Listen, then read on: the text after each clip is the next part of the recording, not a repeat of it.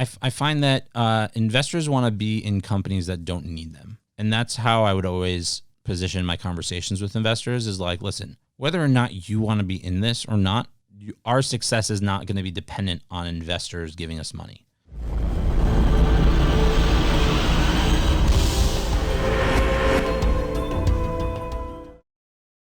Alex Taub, thank you for joining us, brother. Appreciate it. Thanks for having me. Of course, man. Of course. A lot of good stuff to talk about. You're super busy lately. I see you hustling on Twitter. I see you building the company Upstream. We want to talk all about that, Miami tech, and all the excitement that's been building here because you recently located from New York to Miami.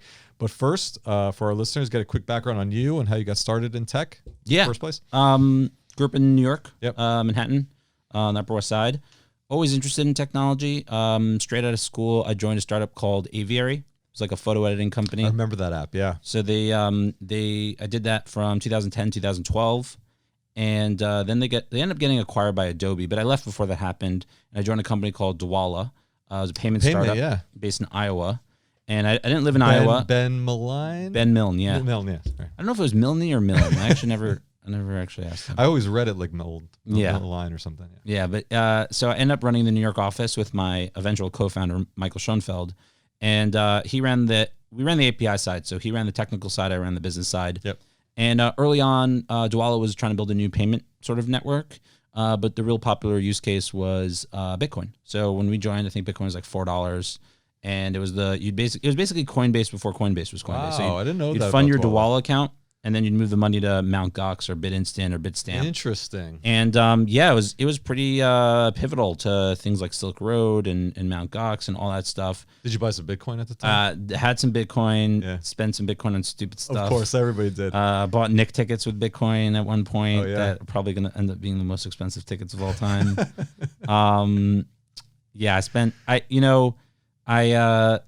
I should have bought more, but I had enough, and when it went from like 4 to 40, we're like, this is it. Yeah, you know what? Everybody says, I remember when Bitcoin was like, $5 or when it was like 40 cents or whatever, I would have been a billionaire by now. No, you would have sold half of it when it hit $50, and the other half you would have lost in Mt. Gox. Exactly. Right? So it's really hard to The only way that. to do it is get the coin, forget about it, but Yes. don't like lose the hard Exactly.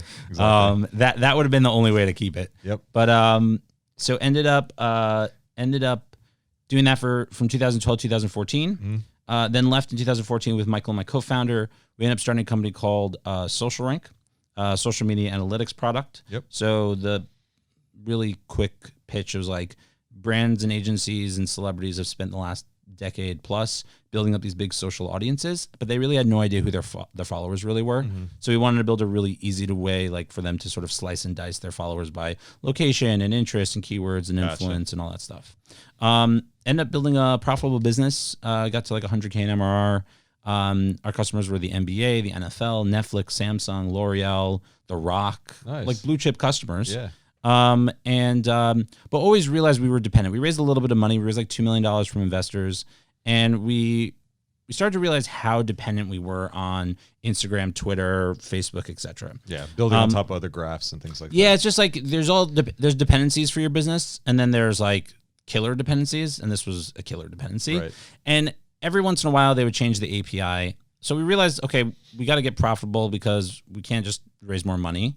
Because we don't deserve to go out and raise it. Like if we can control the data, we could have built like $100 million, $500 million business, but we just knew the writing was on the wall that they would just continue to change it. Right. And then so we hit like 100K in MRR, then Cambridge Analytica scandal went supernova, and we basically put that on the sort of, the money was still working, like 80% of what we were doing was still working, but we basically put it on autopilot. And essentially what happened was we wouldn't build new features for it, but we were supporting all of our customers. And we told them, as long as this works, right, we'll keep collecting money and keep using it. But we don't want to throw like good development after, bad development. Right. And then so at the same time, we were like, should we sell off the company? Should we shut it down? Should we get acqui-hired? What should we do? But we're like, we have this money. We have a small team of 4 or 5 people. Let's go and like try to think of new ideas. So basically from April 2018 to like April 2019, we basically went to the office every day and we just like threw ideas against the wall. At the time it was a really stressful time. Like I remember just like I probably will have like heart problems for the rest of my life just from that time, just because, you know, it was investors' money, it was employees. It's tough. You carry this invisible heavy backpack on at all times. Yeah. And it was really tough. But looking back, it was some of the best times because like we would just shoot the shit every day. Yeah. And you learn a ton. We go to lunch because we were still a profitable business and we were fine. We just didn't know when like it would end. But, and it never did. Luckily, we sold it, and it's still going. The company that took over it is still running it. But we knew that the sort of the writing was on the wall, and we would just like challenge each other every day to come up with ideas. So like we'd read a book and be like, all right, what do you think's 100% going to happen in 10 years from now? Like guaranteed to happen. That's a new technology, and what are the businesses around it, and what can we build now? And we only had 2 rules. The first rule was don't build on top of a third-party API. We learned our lesson. And then the second rule was, you know, life's short. Let's go build something that we'd want to do for the rest of our lives if we can control it. And that took time, literally like a year to really figure it out. And that led to building Upstream. Before I get into Upstream, the only other thing that's worth noting is just generally man about town in New York tech, advisor to some startups, help some startups start, raise money, get press, get customers. Right, because you were involved in the New York tech scene as it was kind of emerging, right? Yeah, from 2010, that was like the early days. Yep. That was like, you know, it was Kickstarter and Silicon Foursquare Alley days, right? Etsy, yeah. And then also just used to write a lot. So I started a blog when I was at Aviary called Alex's Tech Thoughts, and it had like a small little following of like business development, partnership people, and then someone from Forbes came to me and I became a contributor when contributor wasn't like everyone was a contributor. Wrote every 2 weeks. And then that turned into a book that I wrote with my friend Ellen De Silva. She now runs biz dev at HIMS, but she used to be at Twitter. She was OG Twitter. And so we wrote a book together called Pitching and Closing. It was with McGraw-Hill. And it was like everything you need to know about like early stage startups, like business development partnerships and sort of like doing deals. And that came out, I want to say 2014-ish. And that was fun. Just generally try to be a helpful person in the tech space. And then it sort of leads to where we are now with Upstream. And just before you get into Upstream, you said a great point is it took you about a year to kind of really hone in on what you wanted to do next. And it should, right? It's like for most folks, like a lot of people like, I have this idea, let me jump into it, right? Yeah. This is like you're not your first rodeo. You wanted to be really thoughtful and kind of methodical about the next thing you do, right? Yeah. Well, we had the buffer of the like revenue. Right. You had MRR coming in. You had a little bit of like you could put it into cruise control for a little, right? So we had a little bit of room to be able to try things. Right. Nice. And build prototypes and like flesh out things without the stress of like, when's my paycheck going to come? So we were fortunate in that scenario. Awesome. So what was the light bulb moment for Upstream? You know, there was never really a light bulb moment that I could think of. Yep. I've been thinking about the idea for a long time. Those that know me, it's very much me. We sort of prioritize me to some degree. So this was very much, obvious 2020 hindsight, but like I've been working my whole life to do this. I was doing it already, building, relationships, helping people, all that stuff. So there wasn't a light bulb moment, but I was trying to flesh it out. So something about my co-founder, one of the most brilliant technical minds, but he can rip apart ideas if you don't come with a game plan. So I was trying to really like put together a good game plan of like why this is why we should do this, why this is the right idea, et cetera, et cetera. And I was working with one of the other employees, and he knew not to go and tell Michael, my co-founder, until we were ready to defend the idea. Because I didn't want him to rip it apart before we started. You knew what was coming if you didn't. And I've worked with him for 9 years. Like I knew if I didn't come to him with a game plan, like he would destroy it. Yeah. And it's good. It's good to have that on your team because then for sure it's very helpful. It helps very you not focused. believe your own bullshit. Yeah. Yeah. He's very much black and white around the stuff. But anyway, so for whatever happened, the person on the team actually told him about it and he liked it. So like we just like I was like fine. In the end of the day, it was fine. But I was like, you totally like you like I knew this was the right thing, and I didn't want to like ruin it. And I think that probably was for the best because it didn't come from me. You know, it came from someone on the team. Yep. But yeah, it took some time to figure out you know, how to do it right. Nice. So really quick, high level for our listeners that don't know Upstream, how do you pitch and position Upstream? Yeah, great question. So we're trying to build a new professional network. So you could say LinkedIn 2.0, but we're not really going after LinkedIn's core competency. LinkedIn is garbage these days. You know, a lot of people say that. There's maybe I say that because there's so much spam on. So there's a lot of spam. The social aspects of LinkedIn aren't so great, but LinkedIn, there's a reason why LinkedIn is the oldest active social network, and it's not by accident.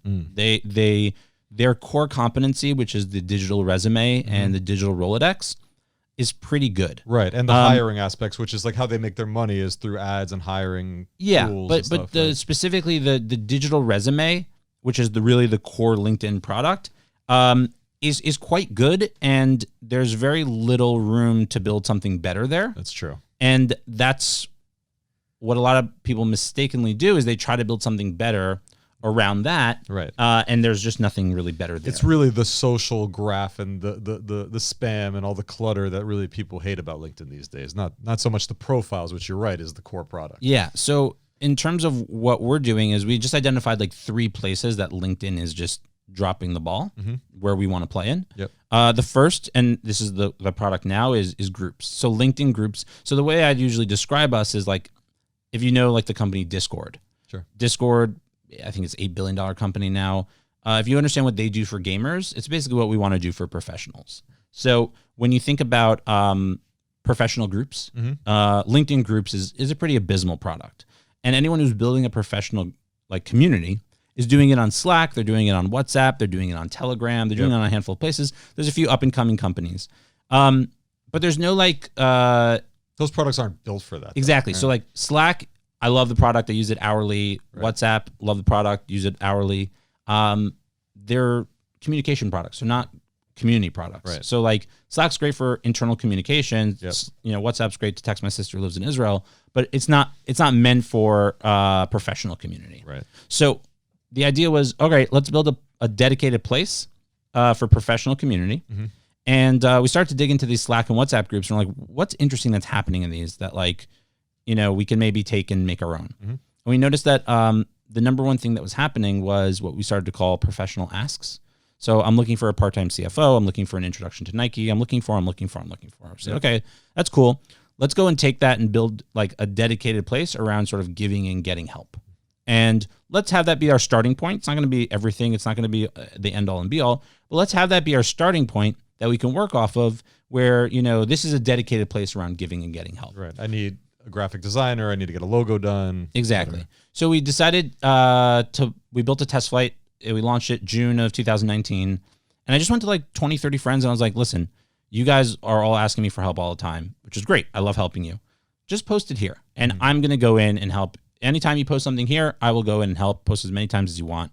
And I'll just go in. So you were personally doing all the helping, right? So doing a lot of things that don't scale early on. Right, exactly. And I was just like, go in, post, and I'll be helping. So that was June of 2019. By the end of this, oh, by the way, we're still running SocialRank at the same time.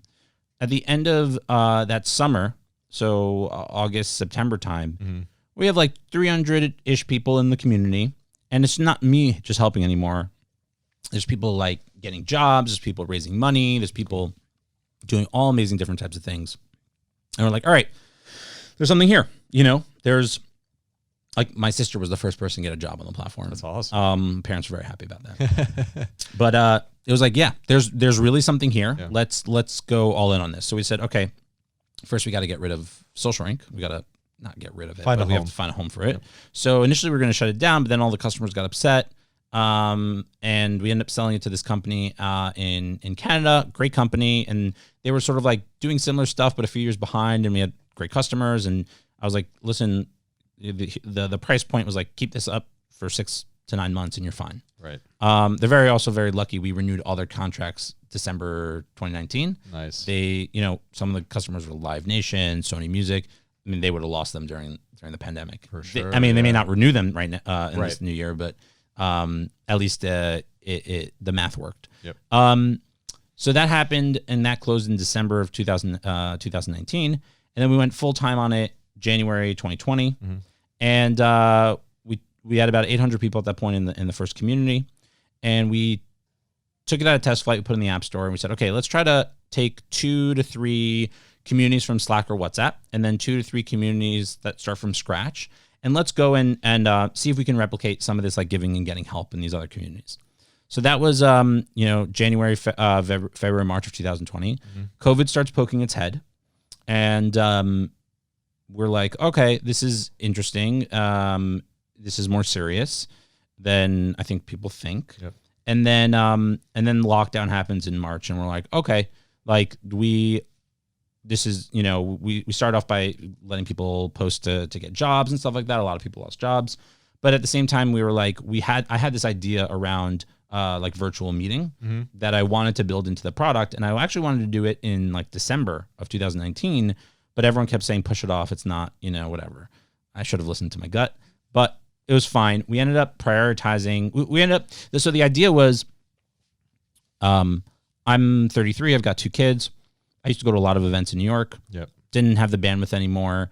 And I was more selective. I was going to like a VC holiday party, a friend's product launch, dinner from people out of town. Can't go to the mixers every I couldn't go to the New York Tech Meetup anymore. Right. I just didn't have the bandwidth or the energy. Yep. But I like meeting new people. I think everyone likes meeting good new people. Yep. And obviously the definition of good is in the eye of the beholder.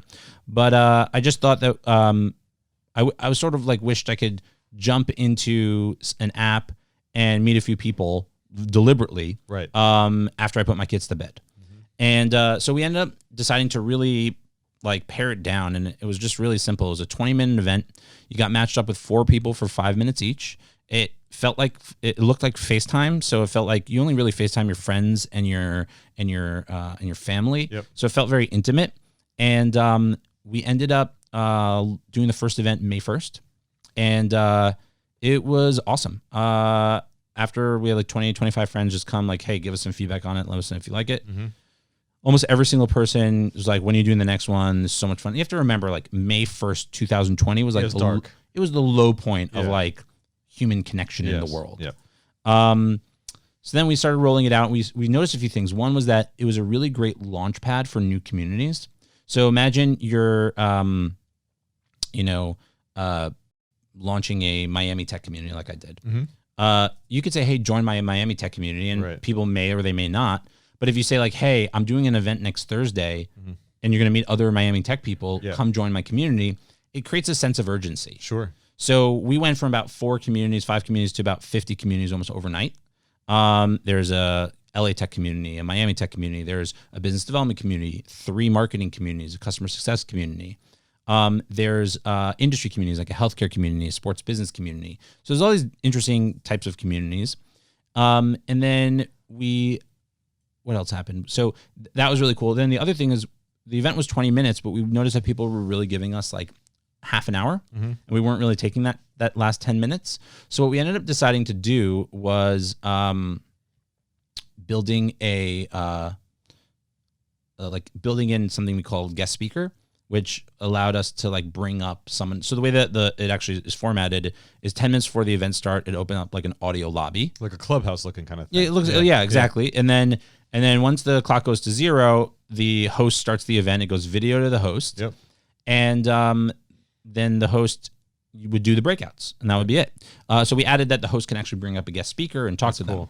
So the first one was Taylor Renz from New York Times. That was like in August. I was on that one. Yeah. And I think that broke our systems, but we fixed it a few days later. And then we've done everyone from Kirsten Green from Forerunner to Mike Vernal from Sequoia to Alex Conrad from Forbes. We've done like just the mayor on the other day. We had the mayor before he got hot. Yeah, we got him. It's probably hard to get him now. Yep. But we got him when he was. This was like December 2nd. We got him on the Miami one.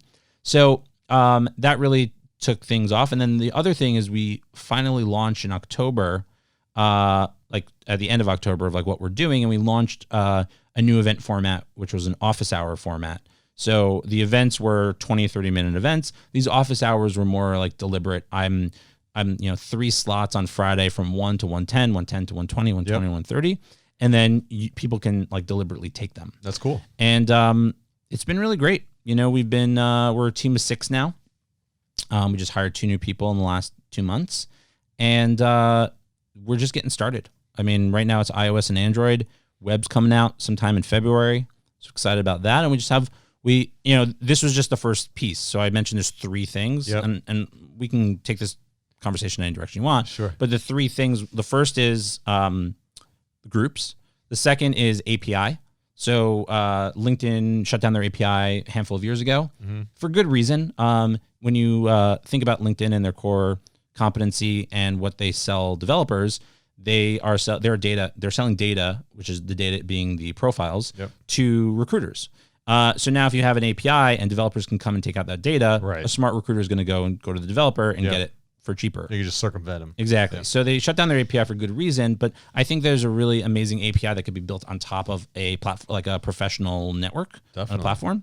And then the third, which I think is sort of the holy grail, and we're not going to get it probably sometime towards the end of the summer, we'll probably release something along these lines, but LinkedIn knows who you know or who you've met or who you've connected with. They don't know how well you know them. Right, it's true. And everybody's I know I have like 3,000 first connections. It's all meaningless at this point. But there's a graveyard of companies that have tried to figure out strength of relationship. Yep. And we think we have a few interesting ways to go about it. Yeah. Nothing to really share yet, but there's a lot of other ways to go about getting the information that doesn't require the user to do any work. My mind's already racing with all the stuff that you're building and how that could, we're laying a lot of the foundation now. It's all deliberate. Yep. We're laying a lot of the foundation now that you'll see to fruition, hopefully. I mean, this is just, I still feel like we're in the first inning of it seems like it. And first of all, I'm a big fan of your product. I think it's awesome. Thanks, man. The first time I used it, I'm like, holy shit, this is really polished, really well done. I was part of the Taylor Lawrence event. And even though it crashed. Yeah, I remember that, but we got right back on. A second later. And by the way, I built a video chat startup called Live Ninja before, so I know all the headaches that come with video chat. And this was like right in 2012, 2013, when WebRTC was a beta technology by Google. So I definitely can feel your pain, but I was super impressed. I'm like, this product looks like it's been baked for years, and it was like a new feature. So I mean, hats off to you and your team for. Thank you. It's all Michael and Jana, and now Alexandria also. But yeah, it's awesome. They're the brains. I'm the brawn. Cool, man. No, I like it. I like what you're doing. And like you said, a lot of the things that you're building is kind of like, again, the professional network. If it was built today, the modern version, right? Yeah. And you're building things like the office hours, like the events, like the helps, like the asks and things like that. That, like you said, the more interactions, the more you get into your algorithm on how close you know someone and that kind of thing. Yeah. Right? So the way I think about it is there's 3 buckets of things. I don't know why I do things in 3, but that's how it's happened. There's asynchronous experiences. Yep. There's live and synchronous experiences, and then there's utility experiences. Yep. And we started off with one asynchronous experience, which was asks. Right. Where you can post an ask and you don't have to be there and someone can reply whenever they want to. But that requires community. Right. Then there's live and synchronous. And so that requires people coming to an event, matching with each other. Same with office hours requires, taking someone's office hours and being there. So there's the live and synchronous feeling of that. Right. And then the third is utility. And we haven't done anything in utility, but that actually will go to the third point from before, which is, strength of relationship and things like that. It's like, you can call utility like single player mode. There's a few ways you can approach it, but like, what could you do on this platform if nobody else was here? Right. And the Asks product was very much like a monthly active experience. The event stuff has become like bi-monthly, even weekly active experiences for a bunch of people. And so we're not really measuring daily because we don't have something that makes you want to come back every day. Yep. But once we start getting to utility, it doesn't require anyone else to be there. Then we're going to start thinking a lot about daily stuff and like, how do you get, and we sort of build this social professional hub where it's like the sort of the third place for professionals where you're, meeting people, reconnecting with old friends and spending meaningful time together. That's awesome. No, I love it. Is it iOS and Android? iOS and Android right now, and then web is in the hopper right now. Awesome. We're working on it. Last thing on Upstream before we talk into some other topics. How do you feel about networking and community building is going to change now post-COVID? There's a whole new world. We don't know what it's going to look like. We're all figuring this out together. Yeah. You thinking it's the hybrid model? Are you thinking, in a sense, we can't unscramble this egg. We're all going to be working remotely. more so than ever before. Just curious to get your take on it because you're building this great virtual events platform. So I think there's a really big pent up desire for in-person stuff. Yeah, for and I sure. think that's going to hit towards the end of 2021, Yep. Beginning of 2022. I think there's going to be pent up desire to just go and do Yeah, stuff. and a lot of us will be vaccinated hopefully by then. Yeah. Right. Yeah, that's the idea. So I think a lot of companies are trying to time it when their conference is going to be post-COVID rollout, vaccine rollout. We're deliberately not building a virtual Eventbrite. We're not trying to build a virtual events company. Yeah. It's a piece of the puzzle. Gotcha. And the way I sort of see it is we think a really good groups product has a really strong events component to it. Mm-hmm. And right now events are virtual. Right. And we're building digital communities. But once the world goes back to normal a little bit, we probably add other components to it.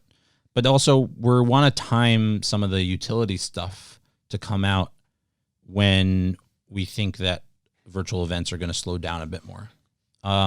So, it's I think we're here to stay to some degree, but I think the pent up demand is going to feel like a snapback a little bit. Yep. So some of those companies that have raised that really crazy valuations, they may be a little bit overvalued. Right. They may have to grow into it.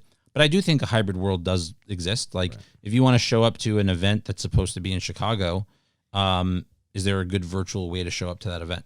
I think potentially. There are, I think, companies solving that. I think a lot of the investors are trying to figure out, does this company have product market fit or pandemic market fit, right? Yeah, and they don't want to be caught in that. Cool, man. So we'll leave all the information for folks to check out Upstream in the description. Want to talk to you a little bit about angel investing. You're an active angel investor. You've been part of the scene in New York City, part of the scene in Miami. Now, basically, we're kind of, writing checks everywhere. We're location agnostic these days. One of the things that struck me was you put out a tweet the other day that says you were an angel investor and your checks vary. Sometimes people think that you have to spend $50K, $25K to get into companies. Yeah. You mentioned outwardly that your check was less. Some checks were $2,500. I think $2,500 was the lowest check. The lowest check, So I'm curious because I think that helps destigmatize a little bit angel investing and it makes it feel more accessible for a lot of folks. How do you get into some of these deals? Because like you said, at $2,500, they have to want you in there. Exactly. Right. Yeah. You have to be providing value. You're not just going to. There's also AngelList syndicates and things like that. Right. Some of them are public, some of them are private. Right. But, I've seen a lot of founders, myself included, that they do either AngelList or Azure or something like that, where they'll, like, for example, around that, we raised for Upstream. Yep. Like, we're leaving $50K for members of community. It's awesome. Admins, people who have been supporters, etc., to do between $1,000 and $5,000 checks. Nice. So, like, just making that room there. Obviously, the founders have to want it. If the founders don't want it, you're not gonna get in. I've been close with a lot of founders for a long time. Just helping them, not for any profit or for any reason besides just trying to pay it forward and helping. I mean, like I mentioned before, building Upstream, it's me. Yeah, you productized yourself. I productized myself. So. But now, and it's not like I have a crazy amount of money, but like I've been able to get into some pretty good companies through a combination of introducing them to their lead investors and just generally being helpful and someone that they'd want. And I'm not the biggest technical brain, but I am really resourceful with other investors, press, customers, anything on the business and sales and partnerships and marketing side, go to market, all that stuff I'm very helpful on. So I find that that's my value add that I bring to people. Yeah, definitely. And I can also feel that you have good empathy for the founder and what they're dealing with. Yeah, when you're going through it yourself, you just you totally get it. And a lot of these people don't want investors that are VCs. Some of them, one of the hardest ones that I wanted to get into was a company that won't take investor money from VCs. They've taken basically 30 10K checks from founders. And that was it. And there was it was like a pre-seed round. Mm-hmm. So yeah, it's generally I'm not looking at this to necessarily make money. Yep. I'm not spending any money that I can't lose. I assume every investment I made, I'm just flushing the money down the toilet. And hopefully, obviously there's some money there, but more so it's like the ability to be active and helpful and be involved is more than enough. That's awesome, man. That's a great spirit to have. And on the flip side, you've recently raised the round for Upstream, right? So you've had to. So we raised publicly $750K. That it was like July, August time, but we announced it in the October announcement. And then can't really comment on new stuff, but there's stuff in the hopper. That's awesome. We want to sort of couple it with the web launch and things like that. Yep. We're right now nicely capitalized to spend the next, year or two building this out. Really. That's great, man. And when you look for investors, because I think at this point you have a great network, you can be a little more selective. You also raise capital for your prior company, so you kind of know which investors you're looking for at this point. What are the characteristics of investors that you really want to ideally work with on this go around? Yeah, this go around was more of like people. So there's two ways you can raise money. One is people that have known you for a while and know your character. They know how good you are. They know that you could build product. They know you, whether it's me or someone else. They like how good you are, not being me, but just how good you can be, or what you can build, or what you can do. So either they know you for a while and they want to be in business with you, or you have some sort of traction, some sort of heat on you, whether it's product traction, revenue traction, user traction, other VCs. There's some kind of momentum, you're coming from a hot company, you're a former PM at Airbnb. So usually those are the two ways. Any other way is really hard to get investors to want to give you money. Right. And I've luckily been building relationships with people for my entire career. On like specifically when I was at Aviary and Dwolla, I spent a lot of time trying to meet everybody, trying to meet every reporter, trying to meet every VC, trying to meet every founder, trying to meet every business person, every lawyer, so that when I would start my own thing, I'd be like 1 degree away from everybody in the case we needed help. So I spent time getting to know people, and there's investors I want to be in business with. Right. And there's investors that I wouldn't want to take money from. And it's not like I wear it on my sleeve or anything. It's just, who we talk to, who we pitch, whatever. But obviously strong, like moral characteristics, all that stuff is really important. Yeah. Well, like for me, when I raised money for Lab Ninja, and again, after we had sold the company, looking back, it was clearly the investors with prior operating experience that really gelled well with what we were building. And the VCs that had no operating experience were a little bit more vocal and caused a little more disruption. Did you see similar stuff or traits with your prior companies? It really depended. Yeah. All of our investors were, for the most part, really generally supportive and helpful. I find that investors want to be in companies that don't need them. And that's how I would always position my conversations with investors is like, listen, whether or not you want to be in this or not, that's fine, but like our success is not going to be dependent on investors giving us money. Like I'd understand if maybe we were in a hardware business or something like that needed immense amount of capital. We need those investors early on. We're in a software business. We can always be just me and my co-founder, and we'll go slower, but we could build anything together. Yeah. So it's like we don't need your money. We need some money because we want to hire a team, we want to grow the thing, but we just don't need your money. So like we're going to be successful whether or not you write this check for us. And I think that's attractive to investors because the last thing that they want is to have it on their shoulders to make the companies that they put money in successful. Right. They're trying to put money to work that's going to do well whether or not we give them money or they give us money or not. So that's how I've sort of approached it. And in terms of like helpful versus harmful investors, I've seen investors harm companies. Luckily, we haven't had anyone who harmed our company at any point that I've run it. But that's also because my co-founder and I were the only ones on the board. And we can make the decisions. Obviously, we try to be as fair as we can. We try to do whatever we can to make everyone happy.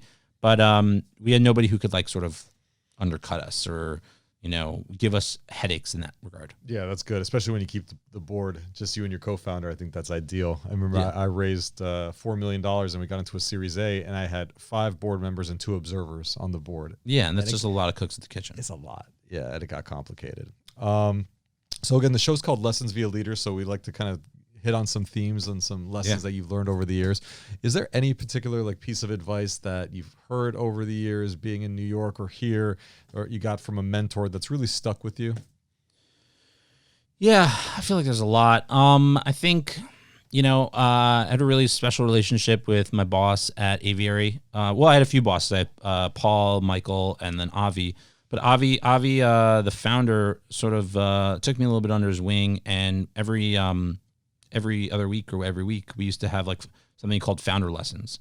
And he would just it would be a different topic each time. How to find a co-founder, how to manage your board, how to do this, how to do that, how to hire, how to fire. And it was really some of the best stuff. Like I wish I wrote it all down, because then I'd love to be able to share it. But it was just for that in that moment. But, one of the things he sort of stuck with me is success isn't really, like notoriety. Don't mistake like notoriety for success. Don't mistake because everyone knows who you are because you're writing a blog post or whatever, or that you're like a person about town. Don't mistake that for success. Because if that gets into your head that like just people knowing who you are is success, you're not going to actually strive for success. Success is building a company, hiring people, either having an exit or building a sustainable long-term company. That is what success is in professional business startups, etc. Success isn't, that people know who you are because they follow you on Twitter. So that always stuck with me. Good and bad, sometimes people are like, oh, like they want to congratulate you on something. And you're like, well, that's why you shouldn't be congratulated. That's not that is not deserving of a congratulations. And I try to like some people like take that the wrong way.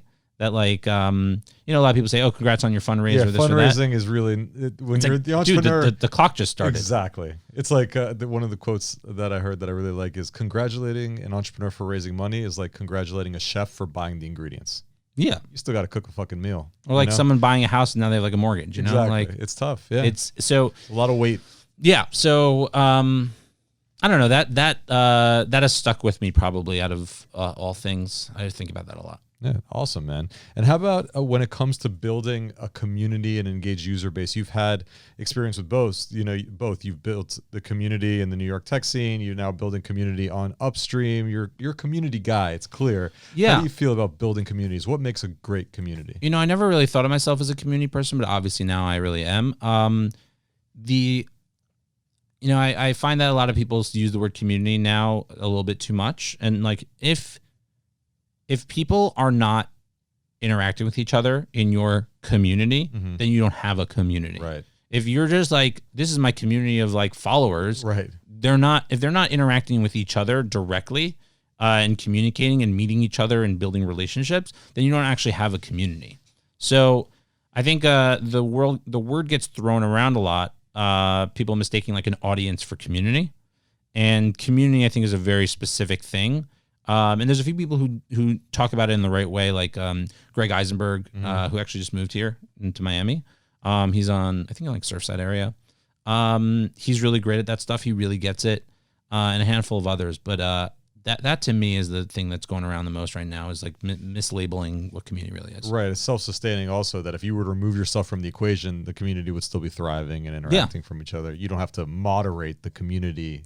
You always have to moderate to some degree to make sure. But it's not reliant. Yeah. Right? No, it's more than it's. Yeah, I agree. Right. And how about when it comes to building product? I mean, you made a point earlier. Sometimes we hear, especially from our technical co-founders, like, I don't want to build it unless there's validation, unless people ask for it, because there's so many things on the roadmap. But sometimes you really need to go with your gut, like you mentioned with the virtual events. How do you feel about building product? How do you prioritize that? What are some product lessons that you've learned over the years when it comes to building software? Yeah, it's tricky. We happen to be pretty good at building product from a team perspective. Michael's really good at quickly building things and fixing them as they go. And we don't have many meetings in the company. We have like a product meeting every once in a while. That's really the only meeting we really have. I do a one-on-one with people who I work with, but I was wondering that because the sheer volume of events on Upstream that you host is impressive. And I was thinking, I'm like, man, he's hosting an event almost every day. How is he fitting this with the internal meetings? And it's great that you don't have to. We don't have any meetings. That's awesome. That's half the battle, but it's only 30-minute events. It's actually not that hard to do a lot of them. It's true. It's amazing. Like people fuck around on social media and do other things in 30 minutes when you can be productive like that and host an event. Yeah, it's very compact. It's the best use of 30 minutes of your time. It's very compact. It's really easy. Yeah, it's not that hard. A lot of people think it's like, oh, how are you on this? I'm like, well, it looks impressive from the outside. Like the most I've ever done is like 4 or 5 events where I'm hosting in one day, and that was like a lot. And that's because I'm running a few communities, but we used to have a Trello board. Well, we still have the Trello board. We have also Notion where we're collecting feedback all the time. You know, myself, Kazi, Sarah on the team, and we're bringing the engineering team like maybe 20% of it. And then we're trying to like figure out what's important. We have the general direction we want to go. And then we want to hear what people say, what works, what doesn't, etc. So we know what we want to do. Like nobody's asking necessarily for the product we're going to deliver sometime in the summer. But I know I want the product. Right. And I know if I told people about the product, they'd want it also. But sometimes I'm more of I like the lean startup stuff is okay. But it also is a terrible way to run your business. Yeah. You need to know where you want to go with things. You need to know the general direction. You could smooth it out with feedback, but you need to know like I want to do X, and like and you could be wrong, and then your company will suffer and probably fail. But if you don't have a strong opinion on that, and if you're letting everyone dictate it, you're just going to be building like you're basically a custom dev shop. Right. At the end of the day. Right. That's true. So anyway, that's how I sort of think about it is we have a general direction we want to go. We gather feedback. And then sometimes things jump the priority stack or priority of importance. But generally we have a good understanding of where we want to go. And occasionally things will fall in. You know, we're releasing something probably next week where you'll be able to ask questions inside of the events, similar to like an Instagram Live. Nice. You'll be able to do multiple people in the guest speaker. So there's a handful of those type of things that we're going to be including, and they just bubbled up. Nice. You know, that's awesome. Again, a benefit for building for yourself, building the product that you want. Right? You can kind of just tap into what. 9 out of 10 times, if we're at a fork in the road and we're not sure what to do, I think about what I'd actually want from a professional perspective, and it's usually the right answer. It's not always the right answer, but it's usually the right answer. Yeah, a lot of entrepreneurs, sometimes they go into markets because they see an opportunity, but they don't know the first thing about what that market wants, and they get stuck and things like that.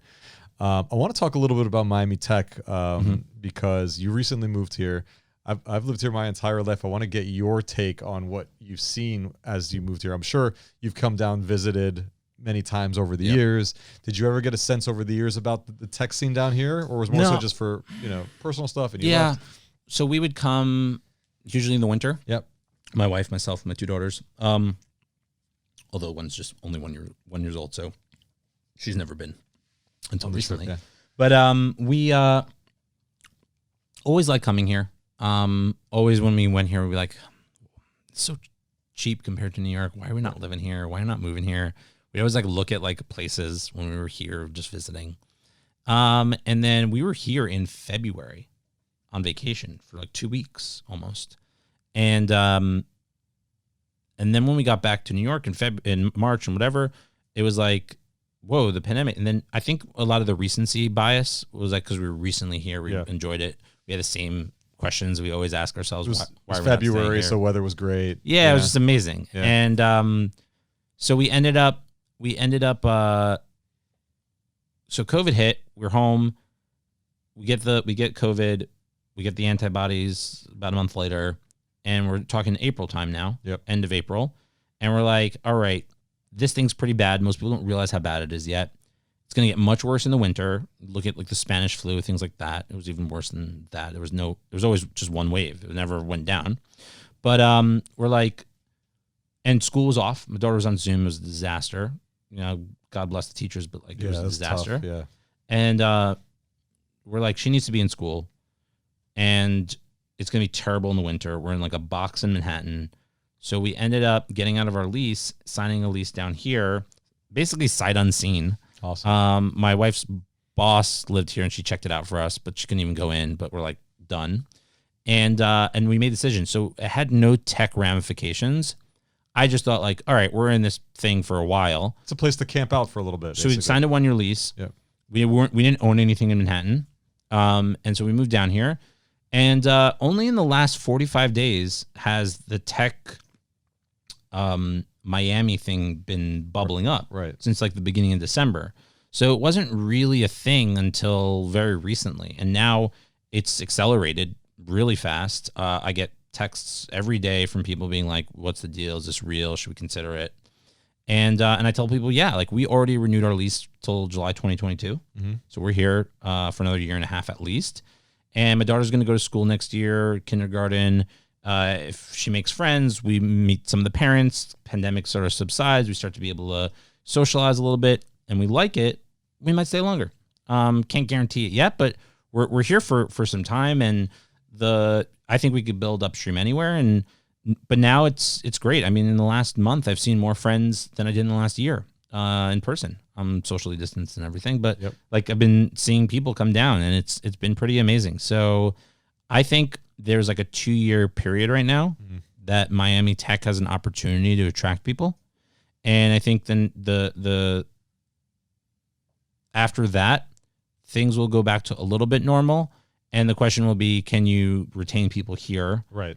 I think like I think remote work is here to stay in a big capacity if you can do it. I think it'll be very hard for companies to say, hey, no, now you need to come back to an office when we've basically been more productive. At least not 5 days a week, at the very least. Or you need to be anywhere specifically. So right. I find that hard to believe, and I think Miami has a lot of things going for it. Right.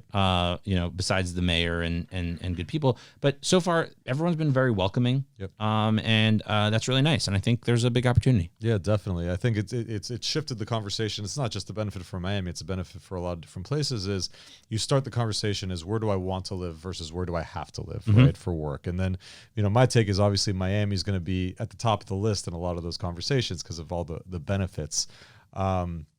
So I'm really excited to see everything that's happening here. And I do hope that people do stay longer past these little smaller windows that they're just coming down to visit and things like that.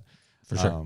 So time will tell. I'm curious to get your thoughts on, is this going to be a long-term thing? You mentioned you think in 2 years. There's a 2-year window that we have with like remote work being prominent, but then beyond that, like you saw, for example, Facebook, Google, Twitter, they've all made these announcements that you could be wherever you want at this point. Is that going to stick long-term, or is that just it's tough short-term for any of them to walk back? Because like imagine you work at Facebook and Twitter and Amazon and Google and all these other companies saying you can work for anywhere. Like, why continue to work at Facebook? Go work for Amazon. We can work anywhere. Right. So if they're either going to have to collude and do it all together and say everyone back, this is the time, or potentially lose people to their competitors. And that's a real thing. So I think it'll be interesting. I'm not sure how it'll play out. But I think people were afraid you would work less being remote. And I think people work more being remote because there's no one's traveling, no one's doing this. And that'll be interesting to see remote without COVID, how that actually works. Yeah, I agree. And I definitely agree with you with Miami being a very welcoming, accommodating city. I think it's due to most of the city being from somewhere else. This is a city that is built on immigrants, and they want to help as much as they can, welcome people to the city and point them in the right direction. So 100%. I think that's great. So real quick to wrap it up, we'll do just a quick rapid fire. Yeah. If you're cool. So what's the book you find yourself most often recommending to founders? I haven't been recommending. I usually recommend like blog posts. Okay, yeah. So it's more like all the archived Mark Andreessen stuff is a great starting point for anyone interested in tech. Fred Wilson's old stuff. Yep. But the Mark Andreessen stuff is really great. It's like timeless. And it was written like 15 years ago. Yeah. And if you feel like it's talking about now. That's a good one. I'm reading the high growth manual or handbook. Yep. Ella Gill. Yep. That's really good so far. Yeah, that's good. We just kind of dive in every now and then. I'm also reading Ready Player 2, which just came out. Nice. It's actually pretty good. But I'm more of a blog post reader. Just brain capacity. Mark Andreessen, Fred Wilson, those are all good stuff, like you mentioned. How about favorite podcast at the moment? Do you listen to podcasts? I don't. Nice. Okay. But one that I recently listened to that I liked was Kent Lindstrom from 8-Bit Capital. He had Sarah Leary, the co-founder of Nextdoor, on it, and that was really enjoyable. But I'm not a big podcast listener. Sorry. Oh, you're busy hosting events, for Upstream. How about favorite hobby when you need to take your mind off work? I like playing video games. I like reading comic books. Big Knicks fan, sports fan. Pathetic Knicks fan, although we're on a two-game win streak. Nice. As a Heat fan, I have such fond memories of those 90s brawls. You stole the 1 year we really had a shot. Which year? Well, you stole the 1 year we had a shot. We were the 1 seed. You were the 8th seed. Well, and it was that was revenge for. So it was 98 that you stole. Okay. 98 or 97 was Jordan's last year. Oh yeah. I remember and that. Knicks were up 3-1. Right, and that was the brawl. And then everybody got suspended. It was the brawl. Yeah. But the suspensions were 3 players for game 6 and then 3 players for game 7. Yes. And it was like Ewing, Houston, and Childs game 6, and then like Sprewell, Johnson, and Camby for like game 7. Right. I forgot who's the players, but and like that year we split with the Bulls. We were stacked. Yeah. I mean, it was a strong team. It was like Houston, Sprewell, Mason, Ewing. Maybe Mason was Yeah. still there. Maybe Oakley was still there. I'm not sure. But it was like a stacked team, and LJ got the 4-point play. I'm not sure that was that year. But anyway, we got revenge when you were the 1 seed 1 or 2 years later, and with the finger roll. I have nightmares of that Allen Houston finger roll. You guys got destroyed by the Bulls in the next round. It was like 4-1. Yeah. And I think we would have at least made it competitive. And I think, listen, if the Knicks, the whole Ewing theory came from that year in 99, 2000, because the Knicks, Patrick Green got injured. And then we went to the finals, even with him getting injured. But like they had Duncan and Robinson. Right, what are you going to do? We had Camby. Yeah. Like if it Camby at the 4 right. and Ewing at the 5, at least gives them a fight. But it was just got swept, right? No, we won 1 game. 1 game. I actually went to that game. Yeah. So it was Houston had like 40 or 50 points that game. The Knicks got a bright future. I'm bullish on the Knicks. I don't know, man. With Dolan, you never know, but I think Tibbs is great. I think the new management is good, but I just feel like right when you won't want it, Dolan's going to put his hands in the cookie jar. And he needs to sell the team. Yeah. I've heard some rumors of Bezos maybe buying the team. That'd be awesome. Yeah, right? That's not happening. We need like a Stevie Cohen come around.